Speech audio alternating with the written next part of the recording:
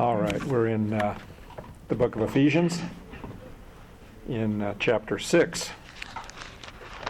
And as we've said repeatedly, Ephesians is all about the blessings and the privileges that we have because we are in Jesus Christ. But as Paul is about to tell us, and as we discussed last time, our blessed and privileged life is lived in a war zone. We have an enemy, Satan and his demonic army war against God, and because they're warring against God, they will war against us because we are his, we belong to him. And even those that don't belong to him, he has created them, and he has created them in his image, and Satan wants to destroy them. He is a formidable enemy, but we must never forget that he exists underneath the sovereign, permissible will of God. So while Satan is the ruler of this world, he is a ruler for a limited time only. He is set in his destiny, and he will see the execution of his sentence finally at the end of the tribulation period, at the return of Jesus Christ, and and ultimately at the end of the millennial kingdom. He is already defeated. He is defeated by Jesus at the cross. At the cross, Christ conquered sin, its penalty and its power. He conquered death by his resurrection and his life, and he conquered Satan and his power. One of Satan's great powers was the fear of death, Hebrews chapter 2, and that fear is gone for us who have come to Christ. Sin's bondage has been removed and its judgment eliminated in Jesus Christ because of the cross. So Satan no longer has his ultimate weapon, which is the fear of death, and he no longer has our willing obedience to his ways. Remember in Ephesians chapter 2, it said that we were dead in our trespasses and sins, and we walked according to the prince of the power of the air. In other words, as an unsaved person, we followed after Satan, not knowingly always, but clearly willingly, in that we were used by him for his purposes because we were dead to God. And that control, that influence, has been defeated. We have been set free from it. So, Jesus Christ has the victory over Satan. That ultimate victory will be seen when he is cast into hell in the future. But until then, he is roaming about, awaiting the execution of his judgment, and he is doing damage. We, however, must enter into and live in the victory that Jesus has accomplished for us. And to do that, we must utilize the resources that God has provided in what is now a spiritual warfare for all who believe and follow Christ. Remember, in a very real sense, spiritual warfare is a privilege because it's a warfare that only believers can understand and only believers can engage in. And only believers ultimately are under the attack of Satan. If you are an unbeliever, you can pretty much take care of yourself. In other words, you follow after your sinful ways, you follow after your sinful nature. Satan doesn't have to spend a lot of time on you because just given to your own devices, you will take yourself to hell. But we who are his will come under attack. Now, don't get me wrong. I mean, as we'll see later, Satan is the ruler of this world, and this whole world is bound up in his philosophies and his religions and his purposes and his institutions. All of those are there in order to bring people all the way to hell. That is the broad road of destruction. So he is warring against the unsaved, but it is not like the war against us. And that war is a war that we can understand and that we are called to enter into. And that's what Paul's going to tell us in these verses that we're going to look at. How are we to enter into this warfare? What are we to do in it? And that's chapter 6, and that's verses 10 through 18. So let's read a couple of those verses. He says, "Finally, my brethren, be strong in the Lord and in the power of his might. Put on the whole armor of God, that you may be able to stand against the wiles of the devil. For we do not wrestle against flesh and blood, but against principalities, against powers, against the rulers of the darkness of this age, against spiritual hosts of wickedness in the heavenly places. Therefore take up the whole armor of God, that you may be able to withstand in the evil day. And having done all to stand therefore, having girded your waist with truth, having put on the breastplate of righteousness, and having shod your feet with the preparation of the gospel of peace, above all taking the shield of faith, with which you will be able to quench all the fiery darts of the wicked one. And take the helmet of salvation and the sword of the Spirit, which is the word of God, praying always with all prayer and supplication in the Spirit, being watchful to this end, with all perseverance and supplication for all the saints." Paul begins in verse 10 with this statement, "Finally," that is, this is the last point I want to impart to you. This is the end of this letter, and this is the final portion of this instruction that I have for you. And it is instruction on spiritual warfare, on the spiritual battle. And he says, "Finally, my brethren, be strong in the Lord and in the power of his might." The spiritual battle that we're engaged in is a battle that is not fought in our own strength. It is fought only with and in dependence of our God. It is his strength, it is his resource that we battle with. We are inadequate in this fight. Our enemy is far more powerful than we are, smarter than we are, invisible to us. He is beyond us, and we cannot engage him in our own strength as human beings. But we are not to be frightened. Go with me to 2 Timothy for a minute. In 2 Timothy, Paul, in his exhortation to Timothy, not specifically regarding spiritual warfare, but a truth that is applicable in all cases, in 2 Timothy chapter 1 and verse 7, he says, "For God has not given us a spirit of fear, but of power and of love and of a sound mind."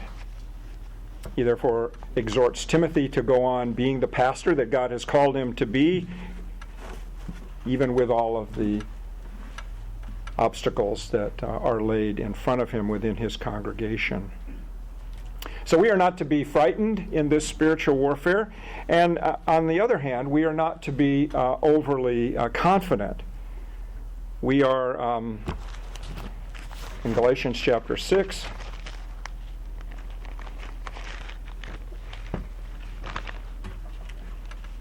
Paul says, which is a good reminder for us regularly, in verse 3, "If anyone thinks himself to be something, when he is nothing, he deceives himself." So we are not to be frightened of this battle, of this warfare, and this enemy, and similarly, we are not to be spiritually overconfident. We are not to think we are something when we are nothing. We are to engage in this battle with a proper and right attitude.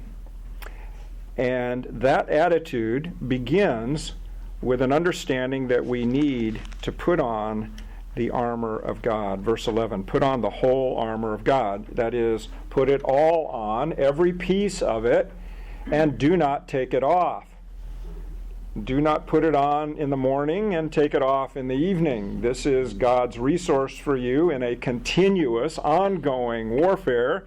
And so put it on and leave it on. It is important to understand that this is not some mystical thing you do. This is very practical exhortation, as you're going to see as we get into it. Paul is simply using the armor of the Roman soldier that he's chained to as illustrative or as an illustration of the spiritual resources that we need to appropriate in this battle so that we can do as we are told. And we will see we are told very simply to stand. You're going to see that word over and over again. We are to stand. You put the armor on and you stand. That is, you are not to attack, which I find interesting. In a number of churches, you find people railing against the devil and rebuking the devil and ridiculing the devil, and that is not what we do in the warfare. We simply don't falter and we don't retreat. We stand. And we'll look at that in more detail as we go forward. It's fascinating. I heard a sermon once by R.C. Sproul. I think I have this right, but not the specifics of it elude me a little bit. But he was saying that one of the things that happened in the early church, and I think it's the church back in the time of the Middle Ages or just prior to it, the thought process was that the way that you could harm Satan or somehow battle against him and damage him or hurt him was to ridicule him. I thought that was interesting, right? And so the church began to do things like make caricatures of him. And one of the things the church did was it created this little red little demon-like creature with horns and a pitchfork and a tail, kind of a silly little guy. And he became the emblematic of Satan. But rather than harming Satan, it really did great damage to the church because Christians began to think that's what Satan was like. That's what Satan was like. And by that, it minimized who he is and his power and his danger to Christians. He says, you need to be able to stand against the wiles of the devil, for we do not wrestle against flesh and blood, but against principalities, against powers, against the rulers of darkness of this age, against spiritual hosts of wickedness in the heavenly places. Look, we are warring against the devil. We are warring against Satan. Satan is perhaps the greatest of God's created angelic beings. He is awesome in his created power and his might and his wisdom and his evil and his deceptiveness as he fell and sin was found in him. He is no one to trifle with, and he is deceptive. He lies. He is a schemer.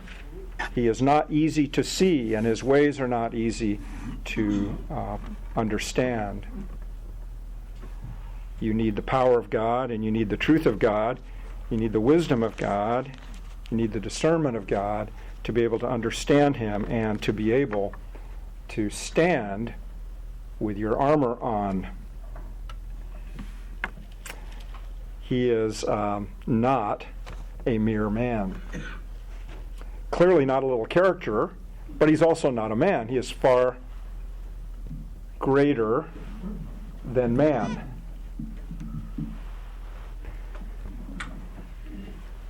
It says we do not wrestle against flesh and blood. That's an interesting statement because sometimes we think that we're at war with other human beings, that there's a lot of evil that's manifested in humanity, and we'll talk about that in a minute. But it's really that's behind them. It's that's directing them and encouraging them and laying forth his plans and his schemes, which men and women follow in willingly. They are acting out and acting for him, but it is he who is the true danger. He is the one who is the mighty fallen angel with his demonic army. And that's what's talked about here. It's an army. Principalities and powers that are battling against us are just designations of rankings or designations of various ranks like you would find in an army, a military division and organization. They're principalities and powers and rulers, and they're rulers of the darkness. I mean, they are rulers of the evil. They are rulers of wickedness, it says. They are a spiritual host of wickedness. You can't see them, but they are there manifesting their evil everywhere you turn. And there are a lot of them. It says there's a host of wickedness. In Daniel 7 and Revelation 5, it talks about the holy angels being too many to number, thousands upon thousands and 10,000s. In other words, there isn't a number big enough to describe it. That's all that essentially means in the languages. There isn't a number for billions and billions and billions. There's just thousands, and there's thousands upon thousands and 10,000s and 10,000s. It's just a designation of you can't number them. There's so many. And since we know that a third of them fell with Satan, there are a lot of demons. There are a lot of demons, a host of them. And we know that they are, in their essence, they are wicked, and they are evil, and they exist in the heavenly places. Their realm is beyond this world. They are in the heavenlies, and they are here on earth, and they are there to do the bidding of their evil leader. And so, Paul says in verse 13, therefore, because this is a spiritual warfare, because they are dangerous, because they are invisible to us, because they are essentially everywhere doing their evil plans and carrying out their evil purposes, you need to put on the whole armor of God. Therefore, take it up. Take it up, verse 13, that you may be able to withstand in the evil day. What is the evil day? Well, it's today. It's yesterday. It's every day from the fall, and it's every day until Jesus comes back. Every day is evil. It is evil because this being is the ruler of this world, and this world reflects his personage in it. The world is his. It is filled with lies. It is filled with false religions. It is filled with false philosophies. It is filled with social and moral evil. It is filled with anti-God people and anti-God philosophies and institutions. And it is filled with immorality and perversion. And it is that world, energized and directed by Satan and his demonic host, that is set against you and set against me.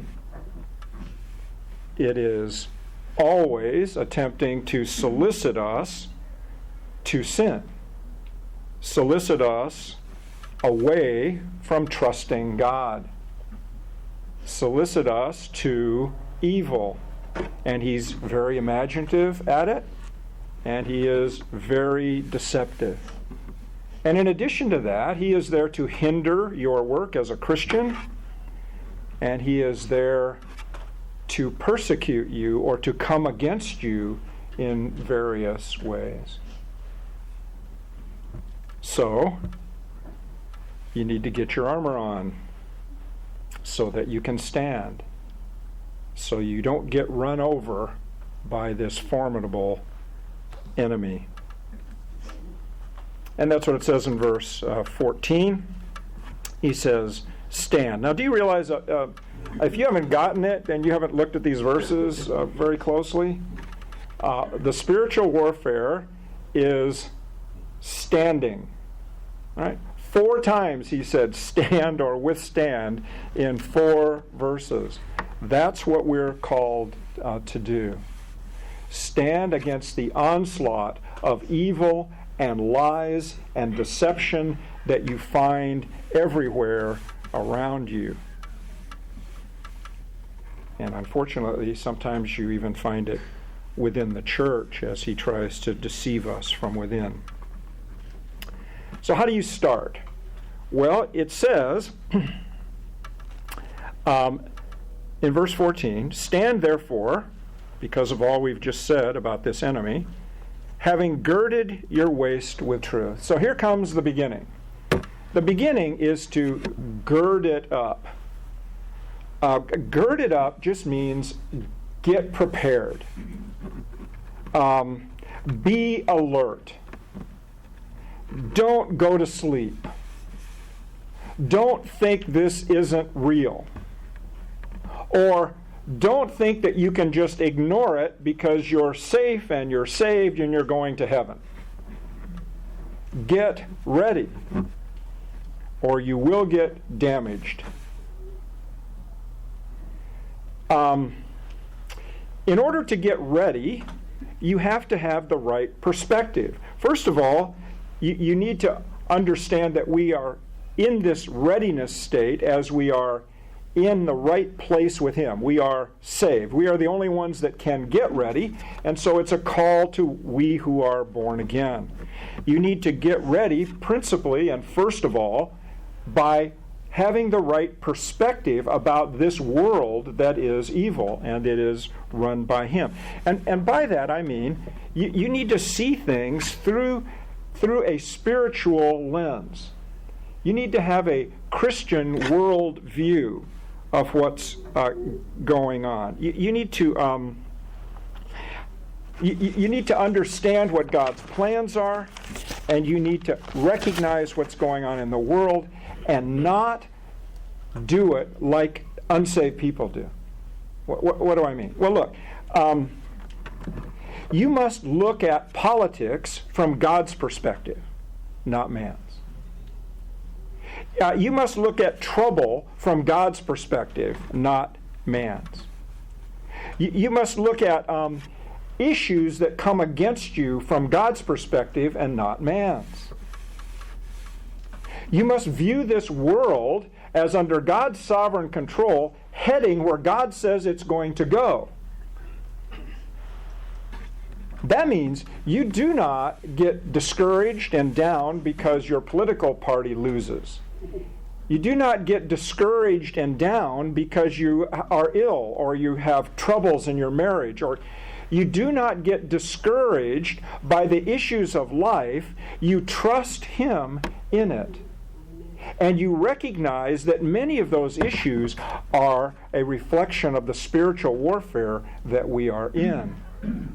It is He that operates behind nations. We saw that last time.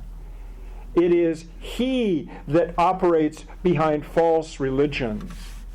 It is He that operates in every political system, in every governmental system. So while we stand for righteousness, and while we can take right political stands, and while we can be thankful, for instance, that we are living in a country like we are, we do not set our hope on this country. We do not set our hope on its leaders. We do not set our hope that somehow something is going to make this world perfect, going to fix the problems of warfare, going to solve all the hunger problems, going to bring peace to everyone and prosperity. It is not going to happen. It isn't. So while we work to care for people and love people and show compassion toward people, and most of all take the gospel to them and pray for them and pray for their circumstances, we do not believe that this world is going to get fixed when we fix global warming. or when we negotiate some particular peace treaty, or when we elect a particular president. It isn't. This world is headed for ultimate destruction, and the evil that you see today is going to get more and more evil. And if you don't believe me, get out the book of Revelation and take a look at chapters 6 to 19, and it's going to get really bad. Amen. Really bad. In fact, in 1 Timothy, in chapter 4,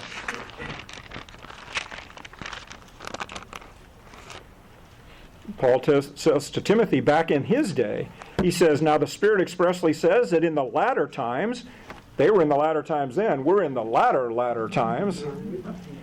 He says, some will depart from the faith, giving heed to what? Deceiving spirits and doctrines of demons. Deception is going to grow worse and worse. Demonic activity is going to go worse and worse.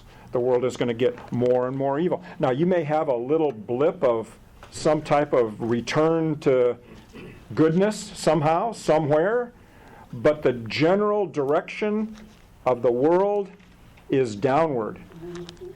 And it's not to be discouraging. It is, in fact, to say this is what is supposed to happen, and Satan has his time, but we know he is condemned and his destiny is set. He is headed for hell.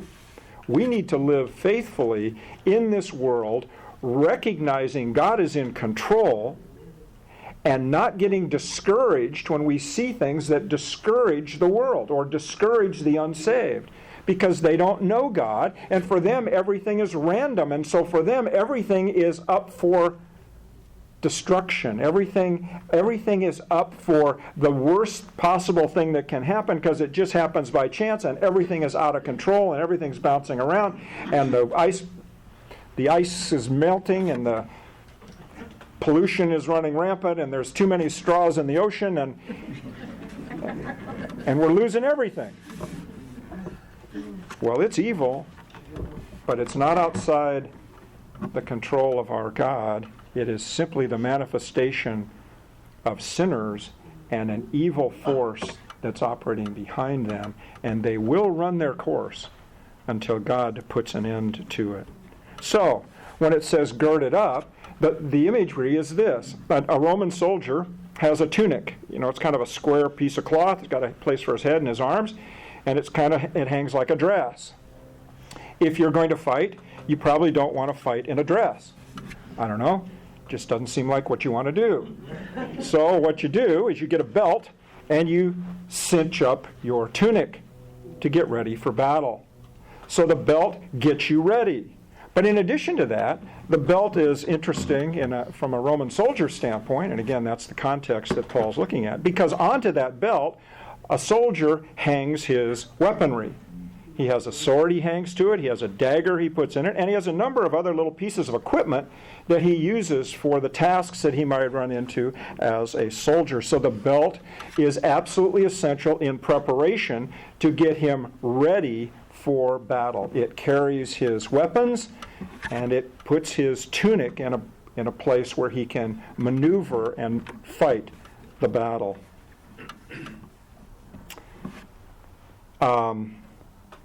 It is the belt of what? The first piece of your armor is the belt of truth.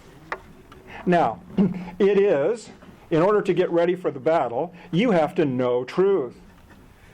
You have to know truth. You have to understand what truth is. But that isn't the principal thing that Paul's talking about here, because we're going to get to truth with what? With the sword. What this truth is, you need to not only know the truth, but you need to live the truth. You need to be a person of integrity. You need to be a person that is truthful. You cannot be a person of low character. You cannot be a hypocrite, a person that pretends to be one thing and is something else, and expect to enter into this battle without getting ruined. Because Satan will expose you. And when he exposes you, he will spread your sin to those around you who thought you were something and find out that you're not. He will ruin your testimony, and he'll do what he does in all of these cases. He'll restrict the blessedness that God has for you. He'll kill the power, the spiritual power in your life, because you will end up quenching and grieving the Spirit of God. So you need to get ready for the warfare, and the first item of your armor is the belt that cinches everything up and prepares you, and it is truth, truthfulness, integrity. You can't live the truth unless you know the truth. You must be a person of truth. So he says, stand therefore, having girded your waist with truth, having put on the breastplate of righteousness. So we start with the belt of truth, and we move to the second portion of your armor, and that is the breastplate. The breastplate is that which, it's an undergarment, and it is there's a metal attached to it, sewn to it. It gets more sophisticated as you go on in later years within the Roman army. At one point it was all leather, but then it was metal, pieces of metal, sometimes scale-like leather. It fits over so that it covers your shoulders, and it covers all of your vital organs, the center portion of your body. It is absolutely essential. You cannot go into battle without this portion of your armor. It covers your vital organs, your heart, your lungs, your intestines. It is critical protection. It protects you against blows from an enemy, and it protects you against projectiles. It is your protection that is absolutely necessary. Spiritually, it's an interesting thought process, because in ancient times, if someone talked about emotions, they would talk about, you could feel it in your intestines or in your bowel. The imagery is when you get something that you feel in your gut, right? That's the source of emotion in an ancient mind. And in a more modern way of thinking, it would be in the heart. We would say it is as you feel in your heart, or as your heart leads you, would be the sense of your emotions. In either case, whether you talk about a modern sense or a more ancient sense, those organs are what's covered, and that's in essence what this spiritual armor does for you. It covers the seat of your emotions. It is it guards you against false affections. It guards you from allowing your feelings to lead your decisions. Understand, when you come to Christ, your mind has been enlightened, and your will has been freed from sin. And listen, and your emotions now are to come underneath your thought process. Apart from Christ, you are driven, and in a very real sense, controlled by your feelings. What you feel dictates the way you act. If it feels right, do it. That's the mantra of our modern society. I can't tell you how many Hallmark movies I've seen. That's an inside joke between my wife and I, where they encourage you to follow your heart. I am here to tell you that is an utter disaster. That's what leads you into all kinds of trouble, and that's what Satan can use, because he can counterfeit feelings, and he does. And he does. So this is protection against going back and making decisions the way you used to as an unsaved person. We are not to follow our heart. We are to follow the truth. And in order to be able to do that, to guard against following our hearts to following our emotions to the sinful conclusions that they will lead us to, we need to have our armor on, and that armor is the armor of righteousness. We need to see his devices, and we need to be engaged in practical righteousness. This, by the way, is not the righteousness that you have in Christ. This is not positional righteousness. There's no battle for your positional righteousness. You who have come to Jesus Christ by faith have Christ's righteousness. You cannot lose that. You have it all. You don't lack anything. You are fit for heaven. You are going into the presence of God, because when God looks at you, he sees Christ and his righteousness. You're secure in that. So there's no battle over that. The battle is over your living, your practical righteousness. Your sanctification. We've talked about it over and over and over again. That it is in this time that we are called to be transformed into the image of Christ, practically to live like we are positionally. That working of personal holiness and growing in Christ's likeness is that which is done by the Spirit of God in us as he uses the truth of God in the circumstances of life, and as you submit your will to him, making your decisions based upon what he says is right, not what you feel or think is right. It is loving obedience to Jesus Christ.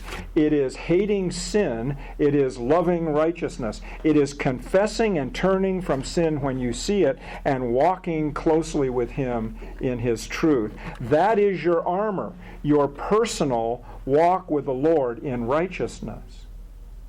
If you're not serious about walking in righteousness, you are unprotected from all that emotions will take you to, and they will take you to sin and destruction. So, you need to gird up and get ready. You need to be a person of truth and integrity, and you need to be a person that's serious about personal holiness. This is not legalism, and this is not self-righteousness. This is engaged in what God calls us to, which is growing in the likeness of Christ. It is done by his power, and it is done by the instruction contained in the Word of God. It is done by a heart that hates their sin and desires to confess and turn from it. Failure will open you up to his attack. And when you are in it, when he moves you into that temptation that takes you to sin, again, you will grieve the Spirit of God, lose your joy, lose your peace, lose your power, and lose your testimony. I think that many of the problems that Christians have in the church today are a direct result of a lack of personal holiness. I think we spend a lot of time focusing on God's grace and the positional holiness we have in him and the fact that we are safe and we're headed to heaven, and we forget that we are called to be holy because he is holy practically. So we don't take that call seriously. We're just comfortable we're saved. I can pretty much live not totally the way I want to, but pretty much the way I want to. I can go through the Bible. There's some pages in the Bible I don't like. I'll just tear those pages out. I'll live by the rest of them. Because I'm good. Because I'm saved. But if you're in that state, you got major holes in an absolutely critical piece of your armor. Personal holiness is required. And again, when we fail, and we will, when we fall, and we will, a person who has their armor on is a person that quickly runs back to the cross, confessing their sin, and gets going again. What? Stand up and stand. It's just the heart of a Christian desiring to honor the God who saved them. Well, we're not going to go too much further. I just want to say we'll take the rest of the pieces, I think, next time. But in summary, I want to just kind of explain this to you in total so you have a context to it. You can already tell that this is a fascinating discussion about how we are to live in this time in the midst of a war zone with the Lord in ultimate control, but recognizing that Satan rules in this earth. And it's not mystical. But the armor is just illustrative of personal integrity, personal righteousness, and we'll see later, confidence in Jesus Christ, trusting God, knowing that you are on the right side, that there is ultimate victory, that is hope, and using the truth of God to stand against the lies of the devil.